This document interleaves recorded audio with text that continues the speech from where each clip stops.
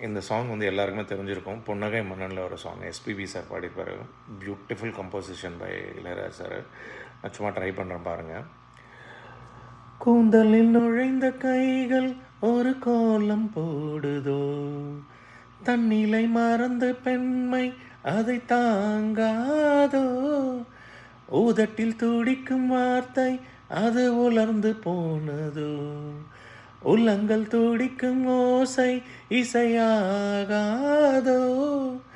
மங்கை இவள் வாய் திறந்தால் மல்லிகை பூவாசம், ஓடையெல்லாம் பெண் பெயரை உச்சரித்தே பேசும், யார் இவர்கள் இரு பூங்குயில்கள் இளம் காதல் மான்கள், என்ன சத்தம் இந்த நேரம் உயிரின் ஒலியா.